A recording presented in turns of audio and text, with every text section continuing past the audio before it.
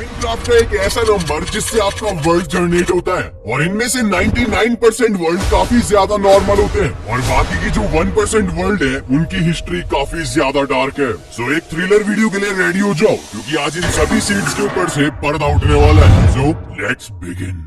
Number 1 random. ये word आपने जरूर सुना होगा और ये वर्ड इस वाली सीड में बिल्कुल परफेक्ट फिट होता है। जैसे कि आप देख सकते हो कि मेरे को बिल्कुल पानी के बीच में स्पॉन कर दिया गया है और यहाँ पर मौसम भी काफी ज्यादा खराब है और मेरे साथ यहाँ पर पहली रैंडम चीज होती है। इन फ्लावर्स को देखो जरा, ये बिल्कुल सीधी लाइन में लगे हैं जैसे किसी ने इसको लगाया हो जानबूझकर। एंड होली शिट भाई, जरा इस विलेज को देखो, मतलब आई मीन छोटे से विलेज वाले घर को देखो, ये डेजर्ट के बीच में क्या कर रहा है। देखो मैं इतने टाइम से माइनक्राफ्ट खेल रहा हूँ, मेरे को अच्छे से पता है कि डेजर्ट के बीच में ऐसा वाला घर स्पॉन होना बिल्कुल पॉसिबल नहीं है। और इससे भी ज्यादा सोचने वाली चीज ये है कि इस वाली घर में कुछ भी सामान नहीं रखा है, मतलब शायद से कोई ट्रैप भी हो सकता है। और गाइस इसके बाद जो मेरे साथ होने वाला था ना, उससे मेरे को बिल्कुल रियलाइज हो जाता है कि क्यों इस वाली सीड को बिल्कुल रैंडम बुलाया जाता है। तो यार मेरे दिमाग में ना एक चीज आ रही है, जैसे इग्लू के नीचे कोई सीक्रेट बेस होता है तो शायद ऐसा भी हो सकता है कि इस घर के नीचे भी कोई सीक्रेट बेस हो। एंड जरा ये देखो, मेरा दिमाग बिल्कुल सही टाइम पे चला है। यहाँ पर ना सीढ़ियां लगा रखी है, इसका मतलब नीचे कोई जगह हो सकती है जाने की। और दिमाग में ये बात को याद रखते हुए कि नीचे कोई ट्रैप भी हो सकते हैं, मैं बिना सोचे समझे बिल्कुल नीचे चले जाता हूँ और नीचे जाते ही मेरे को पिगलिन की आवाज सुनाई देती है।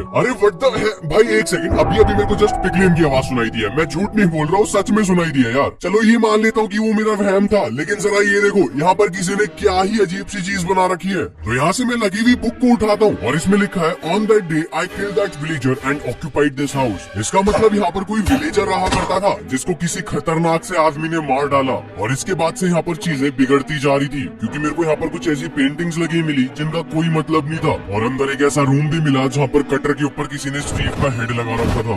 यार सच बताओ तो अभी मेरा दिमाग चकरा रहा है, मेरे को नहीं पता कि यहाँ पर क्या सब हो रहा है। और किसी ने यहाँ पर सोल सैंड भी लगा रखी है, क्या मतलब हो सकता है यहाँ पर सोल सैंड लगाने का। एंड गाइस इसका मतलब तो था जो मेरे को सोल सैंड तोड़ते ही पता चल गया। यहाँ पर एक स्केलेटन का हेड पड़ा है, जिसका मतलब जिस प्लेयर ने यहाँ पर विलेजर को मारा था उसने इसको सोल सैंड के नीचे दफना दिया था और वो डेड बॉडी को दफना कर यहाँ से अपना सारा सामान लेकर इस घर को छोड़ के चले गए हमेशा के लिए। नंबर 2। एंड अब आप लोग अपने कानों पर बिलीव नहीं कर पाओगे क्योंकि जो सीड अभी मैं खेल रहा हूँ वो एक साइको प्लेयर की सीड है। एंड जो आप ये घर देख रहे हो ये घर भी उसी मेंटल प्लेयर का है। और मैं जानता हूँ कि आपको इस घर को देखकर काफी अजीब सी फीलिंग आ रही होगी क्योंकि इस साइको प्लेयर ने इस घर को बिल्कुल अजीबो गरीब तरीके से बना रखा है। एंड लोगों का कहना है कि इसको हर एक छोटी चीजों से दिक्कत थी। अगर कोई शीप इसके फार्म के अंदर भी घुस जाती थी ना तो वो इससे बदला लेने के लिए उसको काफी ज्यादा टॉर्चर कर मार डालता था। और ये इतना ज्यादा मेंटल प्लेयर था कि अगर कोई विलेजर इसको ट्रेडिंग में अपना अच्छा सामान नहीं देता था तो भाई ये विलेजर को भी टॉर्चर कर डालता था। एंड जैसे हम लोगों के लिए डायमंड और गोल्ड ब्लॉक्स काफी ज्यादा कीमती होते हैं, ऐसे ही इसके लिए ये डर्ट ब्लॉक काफी ज्यादा कीमती थे। और आपको पता है एक बार ये अपने फ्रेंड के साथ खेल रहा होता है और उसका फ्रेंड जब इसके घर में आता है तो देखता है कि भाई पूरा घर डर्ट ब्लॉक से बना है। और जैसे उसका फ्रेंड इन डर्ट ब्लॉक को तोड़कर नए ब्लॉक्स लगाता है तो इस साइको से बच्चे को काफी ज्यादा गुस्सा आ जाता है एंड वो अपने फ्रेंड के ऊपर अटैक कर उसको वहीं पर मार देता है। आई नो आपको ये सुनने में काफी ज्यादा वियर्ड लग रहा होगा, बट मैं आप लोगों के लिए बता दूं कि ये स्टोरी बिल्कुल रियल है और आप इसके बारे में गूगल पर भी पढ़ सकते हो। नंबर 3। अब जो मैं सीड खेलने वाला हूँ उसको एंटिटी 303 का घर बताया जाता है। तो फिलहाल क्यों मैं यहाँ पर डेजर्ट के अंदर स्पॉन हुआ हूँ और जिस चीज को मैं देखकर सबसे ज्यादा हैरान हुआ वो है ये ट्री, क्योंकि यार डेजर्ट के बीच में एक सिंगल ट्री होना काफी ज्यादा अनकॉमन है। लेकिन यार अभी आगे एक ऐसी चीज इंतजार कर रही है जिसको देखकर आपके होश उड़ जाने वाले हैं। भाई एक ऐसा विलेज जो बिल्कुल अलग सा दिखता है, शायद से आपने कभी लाइफ में ऐसा विलेज देखा भी ना हो। और इस विलेज को बनाने के लिए जो ब्लॉक्स यूज करे गए हैं वो हमको नेदर में मिलते हैं।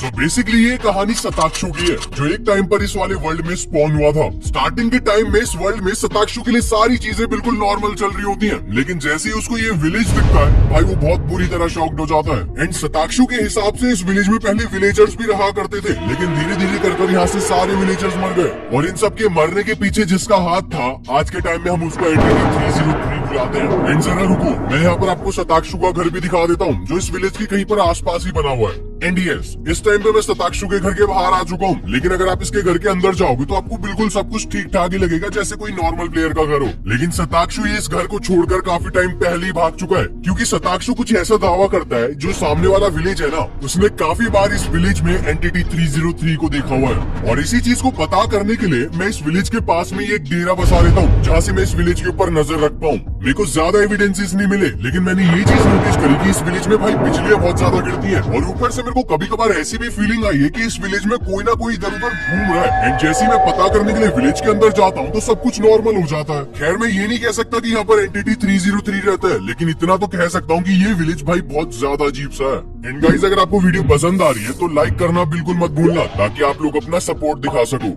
नंबर 4। एंड गाइस, जिस नई सीड को अब मैं खेलने वाला हूँ उसको ब्लैक मैजिक के लिए यूज करा जाता था। और जैसे ही आप इस वर्ल्ड में स्पॉन होगे तो एक ऐसी जगह पर खड़े होगे जहाँ पर आपके चारों तरफ खाई दिखेगी। बट ऐसा होना कोई बड़ी बात नहीं है। अगर आप यहाँ से थोड़ा सा आगे निकल कर जाओगे तो आपको एक ऐसा माउंटेन मिलेगा जिसके ऊपर किसी का पूरा फेस बना हुआ है, और इसको क्राइंग माउंटेन बुलाते हैं, क्योंकि भाई इसमें से लावा के आंसू निकल रहे हैं। खैर इतना ही नहीं, जैसे आप इस माउंटेन के माउथ के अंदर जाओगे तो आपको एक नीचे जाने का रास्ता मिलेगा, और वहाँ पर जाकर आप शॉक होने वाले हो, क्योंकि यहाँ पर लावा से भरी एक ऐसी जगह है जहाँ पर एक टाइम पर विलेजर्स खड़ा हुआ करते थे। यस गाइस, मैं आपको जो स्टोरी बताने वाला हूँ वो सच में काफी ज्यादा डरावनी है। तो माइनक्राफ्ट के कुछ सालों पहले एक ऐसा प्लेयर हुआ करता था जो अपने आप को ताकतवर बनाने के चक्कर में काफी ज्यादा भूखा था। उसने अपने आप को ताकतवर बनाने के लिए हीरो ब्राइन को बुलाने की भी ट्राई करी थी, और जब ये हीरो ब्राइन को बुलाने में असफल रहा तो उसने एक ऐसा रास्ता चुना जिसमें काफी सारे विलेजर्स की जान जाने वाली थी। और तो और इसने काफी मेहनत कर 20 से ज्यादा विलेजर्स यहाँ पर इकट्ठा कर लिए थे, और इसके ब्लैक मैजिक के लिए सारी चीज एकदम रेडी पड़ी थी। एंड जैसे जैसे ये विलेजर्स को मार देता था इसकी यहाँ पर पावर्स बढ़ती जा रही थी, और इसके ब्लैक मैजिक का असर यहाँ पर माउंटेन पर भी दिख रहा था। जैसे जैसे ये विलेजर्स को मारता था ये माउंटेन धीरे धीरे डिसरोटेड होता जा रहा था। लेकिन फिर एक ऐसा दिन आता है जब माउंटेन के अंदर लावा इरप्शन हो जाता है, एंड जहाँ पर वो प्लेयर अपना ब्लैक मैजिक यूज करा करता था वहाँ पर धीरे धीरे करके लावा भरना स्टार्ट हो जाता है। अब इस प्लेयर के पास कुछ ऑप्शन नहीं था यहाँ से निकलने का, और इस प्लेयर ने यहाँ पर जितने विलेजर्स की जान ली थी इस लावा ने उनकी जान का बदला इस प्लेयर को मार कर ले लिया। एंड उस प्लेयर की वहीं पर काफी दर्दनाक मौत हो गई। और जैसे जैसे यहाँ पर टाइम बीतता गया यहाँ से सारा लावा खत्म हो गया। लेकिन आज के टाइम में भी अगर आप इस पहाड़ को देखोगे तो आपको दूर से ही दिख जाएगा कि यहाँ पर एक फेस बना हुआ है जो लावा के आंसू रो रहा है। वेल गाइस, इन सारे विलेजर्स के लिए नीचे कमेंट्स में रिप लिख देना।